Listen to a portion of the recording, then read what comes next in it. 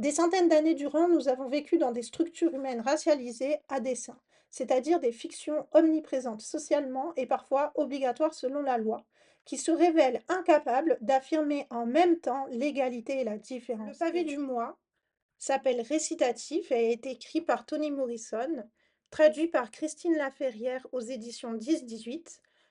L'original est publié en 1983 aux États-Unis et la traduction en France est publiée en 2019, sachant que moi j'ai lu l'édition poche de 2023. Un des passages qui m'a le plus marqué, c'est un passage où les personnages sont mamans et où il y a la déségrégation scolaire et qui ne se passe pas du tout de manière fluide et pacifique et où bah, chaque personnage va camper une position opposée. Moi, j'ai cette image de la marche d'une des élèves africaines-américaines qui est scolarisée dans un établissement qui était jusque-là réservé aux personnes blanches, qui doit rentrer dans cet établissement et qui a un comité d'accueil, mais négatif, de haine, et qui avance de manière hyper impassible. Elle s'appelle Elizabeth Eckford. Et voilà, moi j'ai vraiment la photographie où elle avance et où il y a tous ces personnes autour d'elle qui lui disent des choses horribles. Et son visage, il est ultra neutre. Et les autres, ils ont des visages déformés par la haine, en fait. Et j'avais lu une interview de cette personne qui, en fait, raconte que de base, il devait arriver avec un certain moyen de transport et on les a fait changer. Et puis on les a fait descendre à l'adresse qui n'était pas vraiment devant l'entrée. Enfin bref, ils avaient compris que c'était compliqué, mais elle n'avait pas compris que ça serait à ce point. Et en fait, elle dit que tout le monde lui dit «Waouh, quel courage» et tout, mais qu'elle, en fait, elle avait peur de faire demi-tour. Elle, dans le témoignage que j'avais lu, elle racontait que voilà, elle avait l'impression que si elle faisait demi-tour, ça serait pire. Du coup, en fait, moi, l'image que j'ai de cette période-là, c'est vraiment, les adultes sont que dans un camp. Ah là, le fait d'avoir un récit qui nous montre les réactions des mères des 2 camps, et qui un peu ne montre pas le vécu des enfants, ça prenait un peu à contresens, cette image-là qu'on a et qui est tellement symbolique.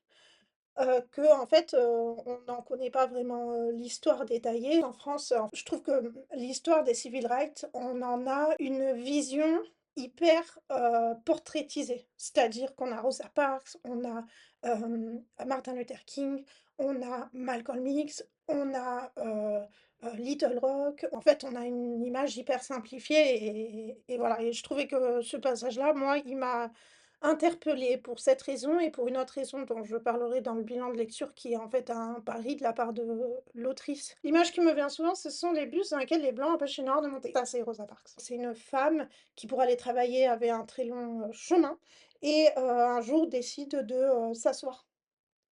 Et donc, il y a des personnes blanches qui lui disent de dégager et elle refuse, donc elle est arrêtée, etc. Et il y a un mouvement de solidarité.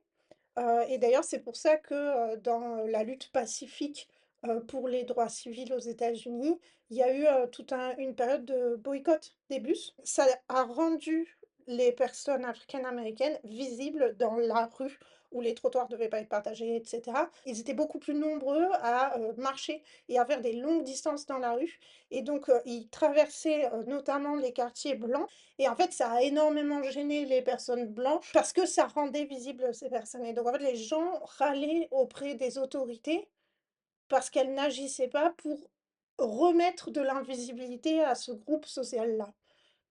Et donc ouais, l'histoire du bus, c'est hyper intéressant et effectivement, c'est un des détonateurs. Quelque chose qui est important en histoire, quand on fait des études historiques, on peut, vite tomber dans un biais où, «Ah bah tiens, telle loi, a été promulguée donc ça se passait comme ça» et en fait, bah non. Les lois, c'est des étapes dans des processus sociaux qui sont très complexes. De manière générale, les lois, actent un phénomène préexistant. Donc une loi qui interdit quelque chose, c'est que la chose a eu lieu. Une loi qui veut lancer un mouvement, en fait, c'est qu'il y a déjà ce mouvement de manière assez informelle et la loi, ça va être une volonté politique de le généraliser et de l'encadrer, de le dominer, en fait. Et donc, en fait, la loi n'est jamais à la naissance d'un phénomène, c'en est qu'une étape et elle n'est jamais suivie à 100. Et donc vraiment la lecture simpliste de l'histoire de, en 1964, la ségrégation, c'est fini, et donc en 1964, plus un jour, tout le monde est égaux, et libre. Bah, en fait, non, c'est pas comme ça, c'est trop simpliste et ça invisibilise énormément d'acteurs sociaux, civils, quand on est dans une démocratie en tout cas, qui, peuvent aller, dans le sens de cette loi, qui peuvent vou en vouloir plus ou qui peuvent aller à l'encontre de cette loi-là et je trouve que, cette histoire de, la déségrégation, en zoomant juste sur, les écoles, les établissements, on se rend bien compte que, la loi, elle n'a pas seule la capacité à, créer une réalité sociale. Et que, voilà, les résistances peuvent s'organiser, que, des États entiers peuvent ne pas avoir d'école pour les personnes, racisées. Ça renvoie à tout ce qui est, systémique, dans, la racialisation des personnes et c'est hyper intéressant parce que, ça fait le lien avec, l'objet même du livre. Donc mon bilan de lecture que je souhaite vous partager et j'espère que vous allez me donner de vos nouvelles sur cette lecture parce que ça a suscité pas mal de réflexions. Toni Morrison est née en 1931 et décédée en 2019. Elle a plusieurs prix littéraires, notamment le Pulitzer qu'elle a en 1988, le prix Nobel de littérature en 1993. Concernant ce dernier prix, c'est la 8e femme et la première africaine-américaine à devenir Nobel. Elle a grandi à Cleveland, dans une ville qui est assez cosmopolite. Elle dit avoir été épargnée des violences racistes, mais soumise à la ségrégation, elle savait ce qui se passait, sans pour autant avoir, subi des violences directement contre elle. Elle vit dans un milieu pauvre, mais elle va à l'école. Ça va être d'ailleurs la première africaine-américaine à aller, dans sa classe de primaire, donc voilà, elle sait ce que c'est que, lutter contre la ségrégation, lutter dans le sens juste être présente à un endroit non attendu, même si à ce moment-là, elle en a le droit.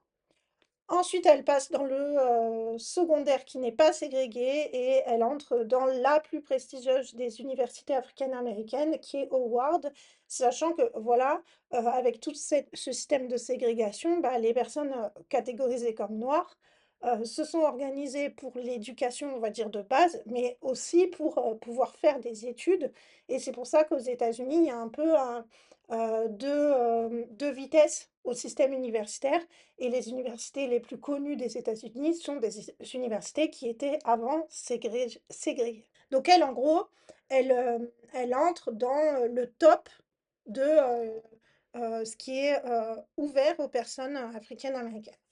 Elle va continuer, ses études, donc elle va finir, docteur. Elle travaille comme directrice de publication chez, une maison d'édition qui s'appelle Random House et elle travaille dans, le secteur de la littérature africaine-américaine. Donc elle va être, payée pour, sélectionner ce qui va être mis en avant comme étant étiqueté comme littérature africaine-américaine. Toni Morrison, c'est ni son vrai nom, c'est pas son nom de naissance et c'est pas son prénom non plus. Donc en fait, de base, elle s'appelle Chloé. Elle va prendre, Tony en lien avec son nom de baptême, qui vient de Anthony, donc de saint Antoine, parce qu'elle se convertit au catholicisme à 12 ans et Morrison, c'est le nom de son ex-mari et elle va regretter, le choix d'avoir commencé à publier sous ce nom-là, vu qu'ils vont divorcer. Son premier roman, il vient d'un atelier d'écriture à la fac. Donc elle y travaille comme professeure, elle va participer à un atelier d'écriture et de base donc ce premier roman, c'est une nouvelle qu'elle va ensuite, retravailler et qu'elle va transformer en roman et c'est, l'histoire d'une enfant qui est noire et qui rêve d'avoir les yeux bleus et donc c'est, en français, «L'œil le plus bleu». Il est, paru en 1970. De base, c'est pas non plus un gros succès, commercial, mais en fait, l'université de New York va, l'inscrire dans le programme d'études. Sur mon fond, je n'ai mis que, les romans plus, la nouvelle. Donc j'ai pas mis le théâtre, j'ai pas mis, la jeunesse. J'ai mis les couvertures, de l'édition 10-18 dont, j'avais le enfin la nouvelle récitatif, parce que déjà, bah, je l'ai trouvé hyper chouette comme édition. J'ai pris le temps de d'abord lire et digérer la nouvelle, puis ensuite lire la postface et ça m'a vraiment, apporté. Ça m'a nourrie, en tant que lectrice, donc j'étais super contente. Dernière raison pour laquelle je n'ai mis que les couvertures de cette maison d'édition, parce qu'en fait, elle respecte au maximum les couvertures originales et pour vous le montrer, la couverture Tar Baby, en fait, j'ai pas trouvé, sa version traduite. J'ai l'impression qu'elle n'est pas traduite et du coup, si on regarde sans trop faire attention, on a l'impression que c'est exactement la même maison d'édition et en fait, c'est l'édition originale. Donc on va commencer l'avis de lecture. Premier point sur le format, qui est une nouvelle. J'ai trouvé ça vraiment, maîtriser. Après, je suis pas du tout une spécialiste, mais en tant que lectrice, je me suis pas dit: «Ah, c'est dommage que ça soit pas plus développé, ça aurait pu être, une idée qui fasse un roman». Bien sûr que son idée d'écriture aurait pu être plus longue, moins longue, mais je trouve que, dans la cinquantaine de pages, qui sont, écrites, on a tout et du coup, c'est ultra efficace. L'écriture en plus, je l'ai trouvée super fluide, sans chichi. C'est pas du tout une écriture poétique, c'est des phrases assez courtes. Les images sont hyper nettes, elles sont souvent construites en opposition. Quand, Twyla, elle, reconnaît pour la première fois Roberta, la description physique qui les oppose, elle est hyper, visuelle et même si on n'a jamais mis, les pieds aux États-Unis et dans les cafés typiques des États-Unis de bord de route, on le voit. À chaque fois, on a des images ultra efficaces et où on a vraiment l'impression qu'on est dans le souvenir. Que, Twyla, elle se souvient d'un moment en image et c'est l'image, qu'on voit, même si dans la voix de la narration, il y a un peu d'analyse, de recul et tout sur ces images-là et sur ces souvenirs. J'ai trouvé ça ultra efficace, j'ai trouvé le rythme bon.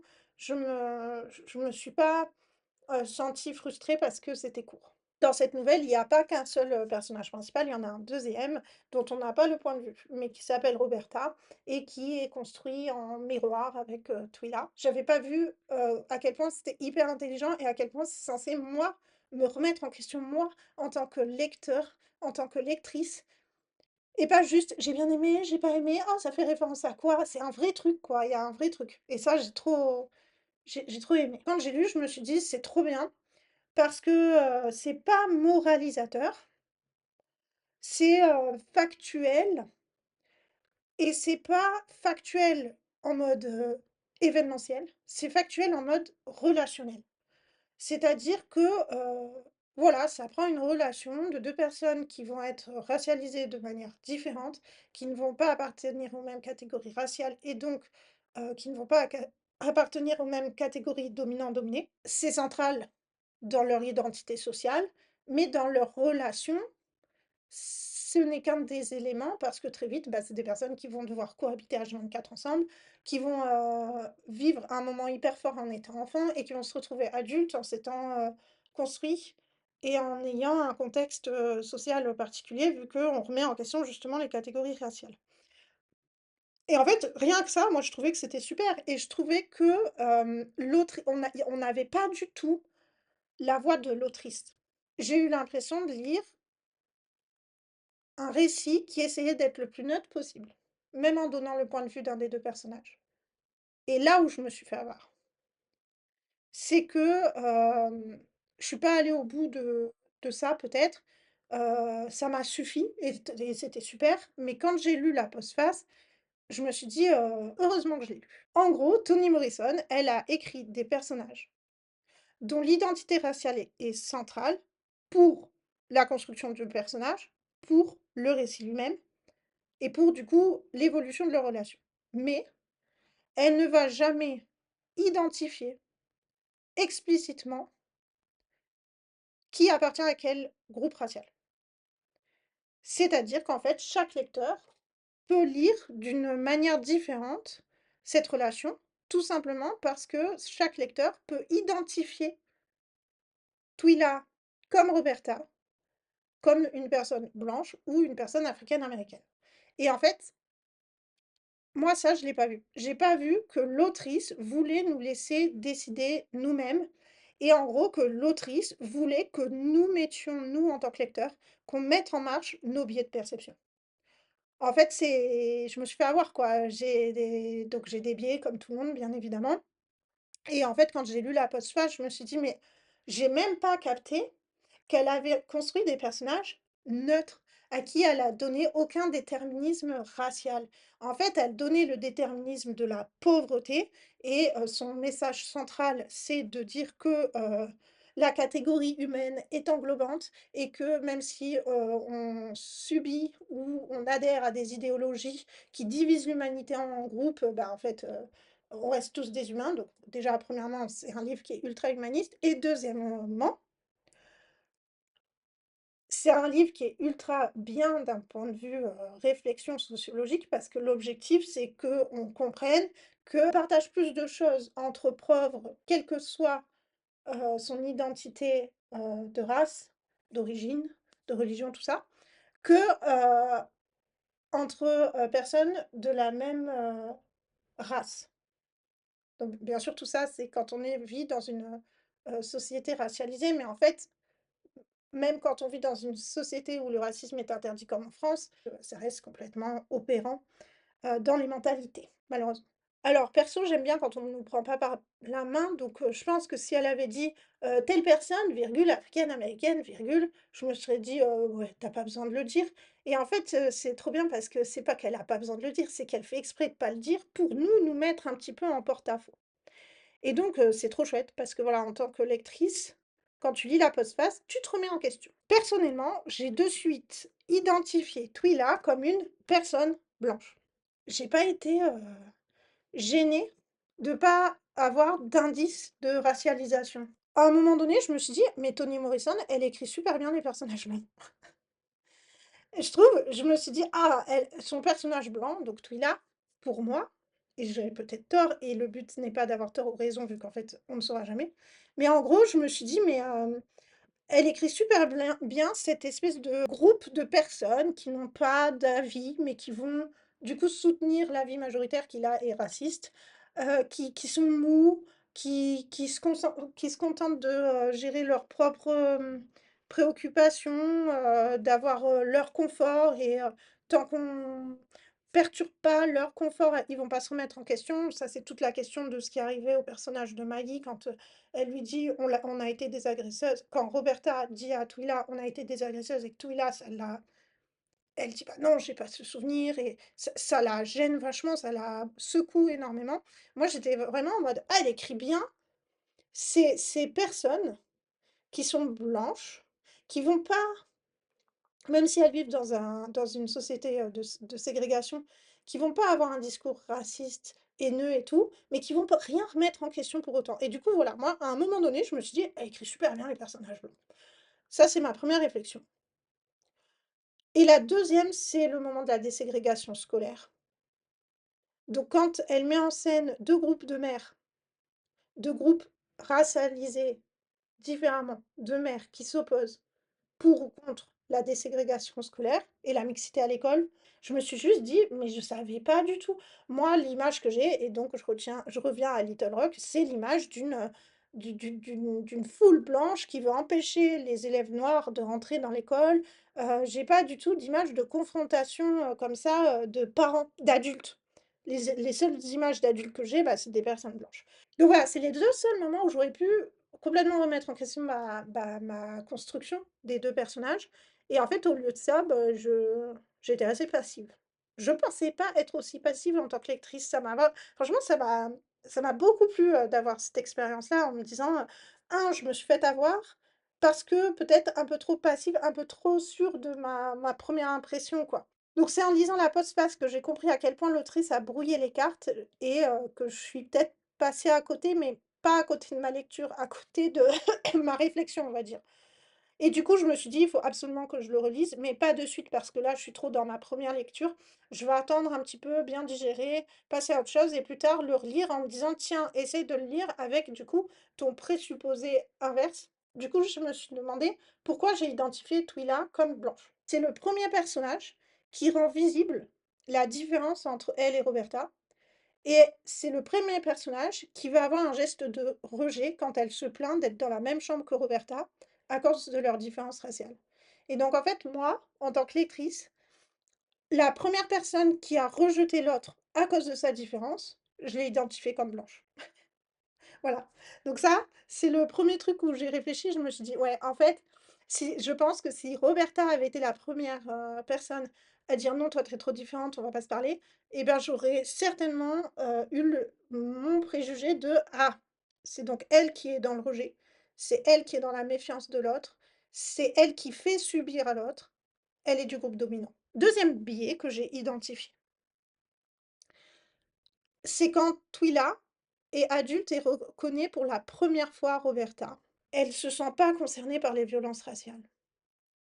Parce qu'en gros, Roberta va pas être très, cordiale avec elle et plus tard, quand elles se reverront, donc des années plus tard, elle lui dira: «Mais pourquoi tu m'as, on va dire, mal parlé?» C'est peut-être pas trop ça, mais un peu quand même.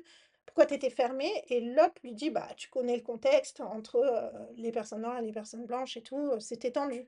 Et là, en gros, elle se sent pas du tout concernée. Elle dit: «Ah ouais, non, je m'en étais jamais rendu compte et tout». Et du coup, moi, mon biais, c'est tellement plus facile d'être ignorant d'une violence systémique quand on n'en est pas la cible. Ça m'a renforcée dans l'idée que, bah, Twila est une personne blanche et en plus, bah, moi ça m'a fait écho à un truc qui me met vachement en colère sur les questions des discriminations, quand, une majorité reste molle face à des situations parce qu'elle se sent pas concernée, parce que c'est trop facile de faire semblant de pas voir, de pas d'entendre, de pas comprendre. De pas remettre en question le système, de garder son petit confort et tout ça, c'est un truc qui moi me met beaucoup en colère et du coup voilà, Twila, dans ma tête, elle était blanche, j'ai jamais remis en question mes biais et quand, vraiment c'était peut-être pas le plus logique, avec cette histoire de piquet de grève, on va dire, en fait, j'ai mis ça sur mon ignorance de l'histoire des États-Unis et pas du tout sur l'intention de l'autrice de vouloir me remettre en question au cours de ma lecture. C'est pas des points que je mets en avant pour essayer d'argumenter dans Twila est une personne blanche et pas Roberta, c'était vraiment dans: «Mais moi, en tant que lectrice, pourquoi je suis partie sur ce fait et pourquoi je me suis pas remise en question?» Voilà, c'est pas du tout pour, essayer de résoudre, l'énigme, sachant que pour moi, elle est pas, résolvable, elle a été construite pour être une question, qu'on à laquelle on ne répond jamais vraiment. Du coup, l'œuvre ultra intéressante. Déjà, je l'ai bien aimée en elle-même. Même en passant à côté peut-être de l'objectif de l'autrice et en lisant la postface, ultra intéressant. Ça nous remet en question sur nos biais. Il a été publié en 80 et je me dis: «Mais 46 ans plus tard, ça marche encore», alors qu'on est censé avoir déconstruit, au moins juridiquement, toutes ces catégories raciales et scientifiquement, on a prouvé que c'est une hérésie, quoi. Enfin, ça n'existe pas la race et en fait, je pense que ça marche encore mieux que justement les lecteurs qui s'emparent de sa nouvelle. Je pense qu'ils se sentent déconstruits. Enfin, moi perso, c'est ce que je me suis dit. Je me suis dit: «Mais en fait, tu as trop confiance en toi, quoi». Alors tu peux te rassurer en te disant: «Oui, j'ai besoin de catégoriser racialement parce que ça donne du sens à l'histoire, du fait de son contexte historique et tout». C'est pas faux, mais tu as pas conscience à quel point tu le fais direct et donc même en tant que, heu, on a avancé, on est devenu, au moins officiellement plus tolérant, ça marche toujours autant et bon, c'est déprimant parce que tu te dis, «On s'en sortira pas». Même si le racisme est interdit et cetera, on restera dans des sociétés divisées parce qu'on relève d'abord les facteurs explicatifs de la différence que des points communs et je pense que le message, c'est pas bien que vous le fassiez, c'est prenez conscience que vous le faites. C'était une lecture qui, va certainement pas mal m'influencer pour la suite, qui va me qui va me faire du bien. Franchement, j'étais, vraiment contente de cette, surprise et je la recommanderais, mais vraiment, facilement à énormément de monde. En plus, le format nouvelle d'une cinquantaine de pages, mais c'est parfait.